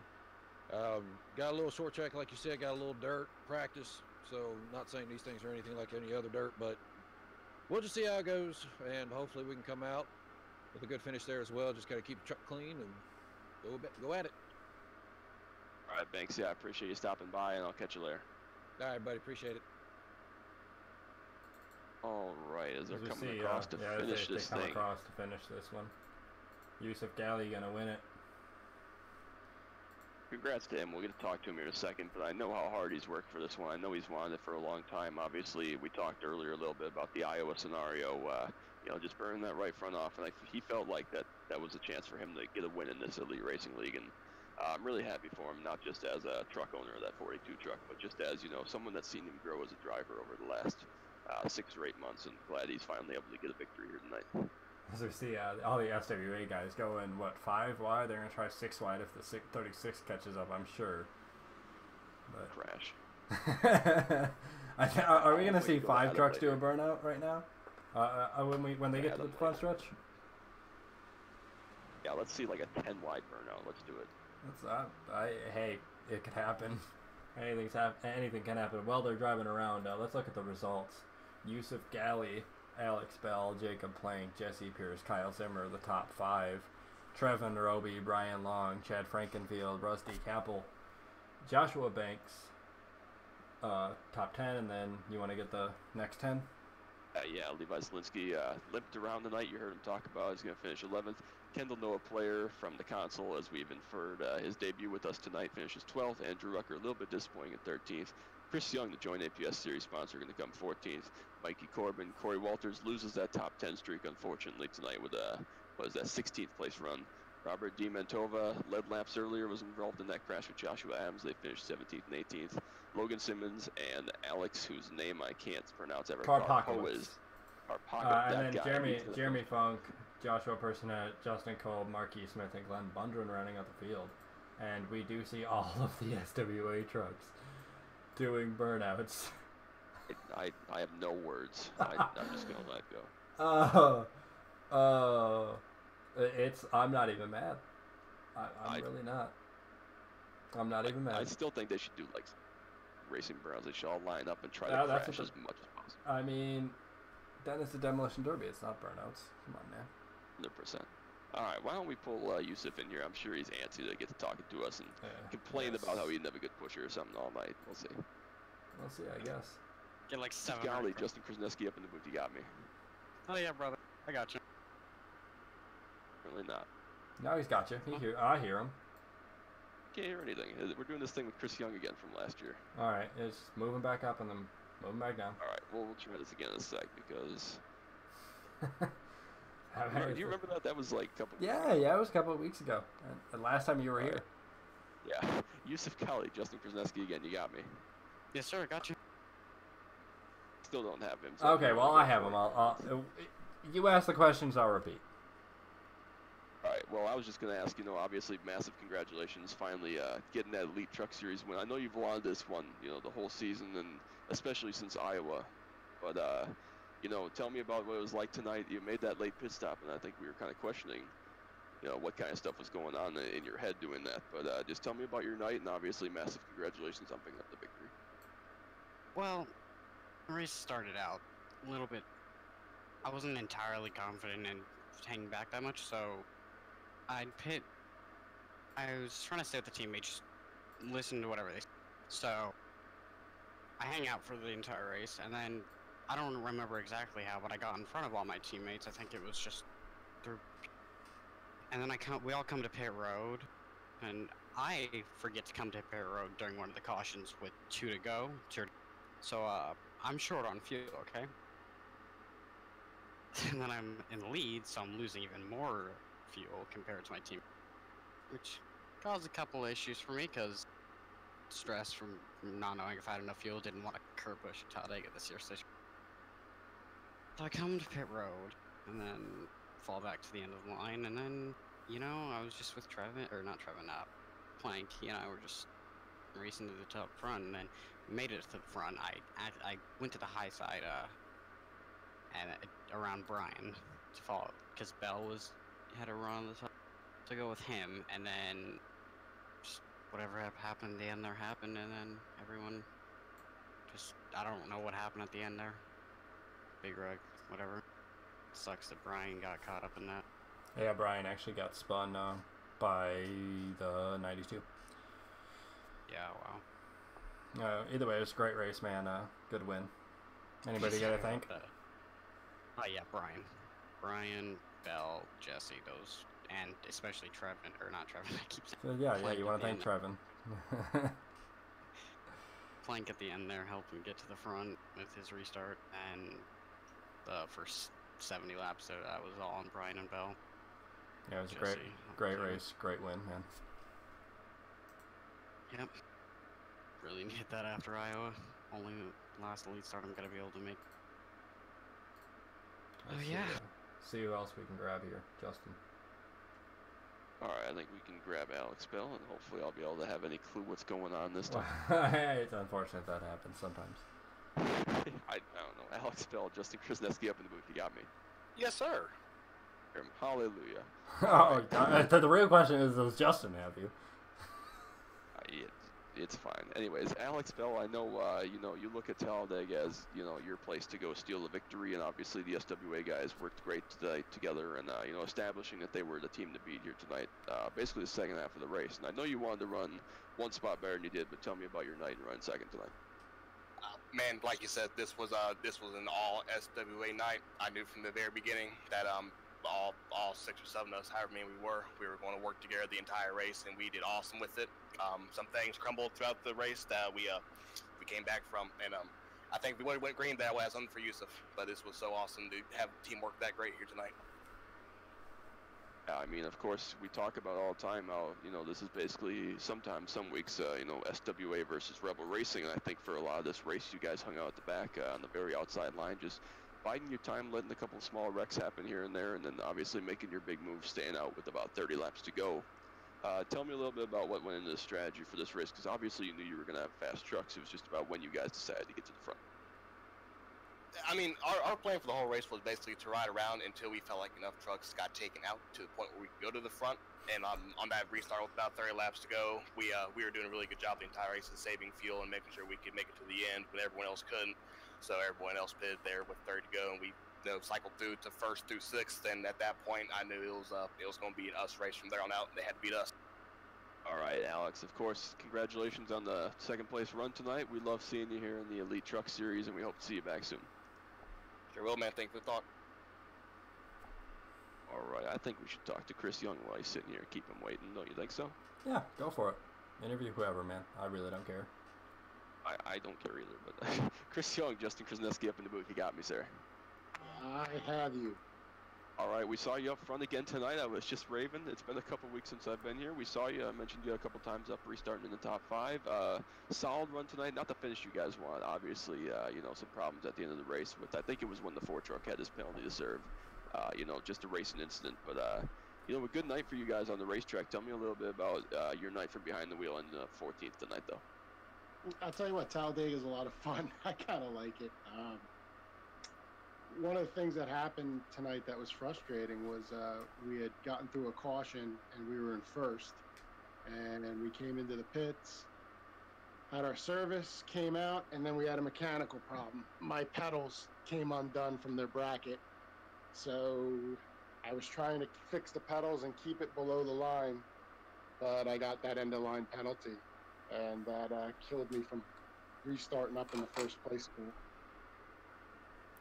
Yeah, we were wondering what was happening. We saw, obviously, you guys ran well tonight, and then saw that black flag clear that you had to get from Chad and the other admins tonight. And I know that, you know, sometimes you end up in a plate race like this, and it's, you know, anybody that shows up can win the race. And I know we've seen you run well at other places, but we haven't seen that, you know, necessarily winning consistency out of you. But how did it feel tonight to be up there contending for a win, knowing you were just as good as anybody as a shot to put in victory lane tonight?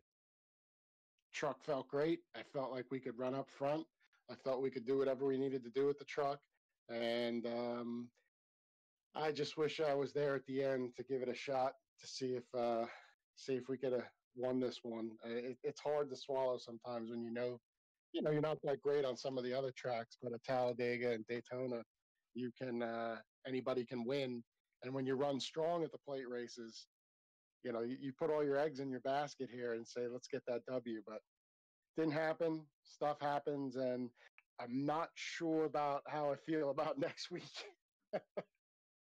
I think all of us are a little bit, you know, expectant in some way, shape, or form heading to Eldora. And I know we don't get to see you every week, but obviously, of course, you just said you're going to be at Eldora next week. So, you know, maybe some more big expectations for that. Of course, we always got to thank you for JoinAPS and everybody and being a sponsor of the Elite Truck Series. But, you know, looking forward, do you have any aspirations for, you know, running well again next week? Obviously, trying to run your best, but, you know, things like that looking forward. And, of course, anybody that you want to thank tonight.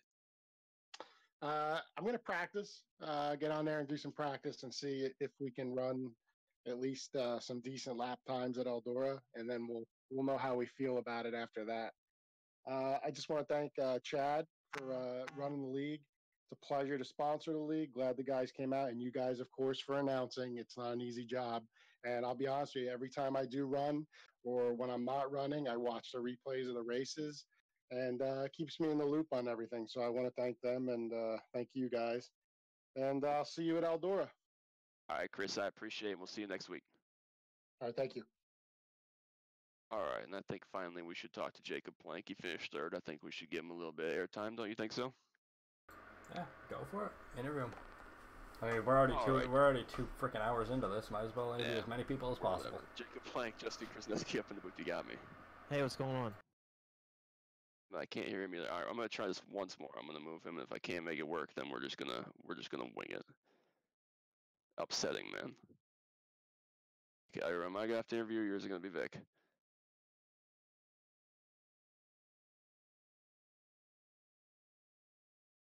I'm here. Go nuts. I don't know. I was just gonna ask him. You know, obviously, Jacob. Tonight was a big night for you, being the Daytona winner, and you know, moving forward through the pack. You know, was at the back of the pack, was at the front of the pack. But I think, you know, I just wanted to congratulate you first of all on running third. But then, you know, talk a little bit about what it was like to be out there again, being the winner from Daytona, and having to follow that up here tonight. And then, you know, being able to work with the SWA crew. Obviously, you being their recent addition to the development team, and what it meant to have some teammates out there that you could kind of, you know, plan stuff with and move forward. Yeah, it was nice having the guys out there to work with, making our way through the field, and just being able to get that 1, 2, 3, 4 is pretty nice. Like you said, it's my first plate race with the SWA, so it was a pretty good one.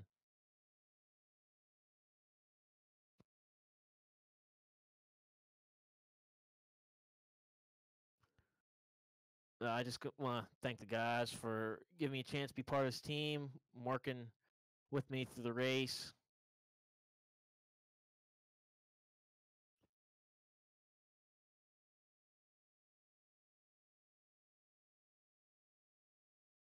All right, mean, I think Vic, overall, we saw a great race tonight. I think we saw a lot of good action, good passing, a couple of big wrecks. Unfortunately, it took some guys out before the finish. But, you know, for a Talladega race, I thought we saw a pretty good show. And obviously, we're going to see probably a fair amount more chaos next week at Eldora. Yeah, it's definitely going to be an interesting race next week at Eldora. I think obviously we're going to have a lot to talk about as far as storylines, but of course the storyline from tonight, Yusuf Ghali and the SWA trucks running well. You know, basically what you'd expect. It was SWA versus Rebel Racing tonight. Thank you for joining us here, of course, on Double 7 Productions, and we hope to see you next week from Eldora.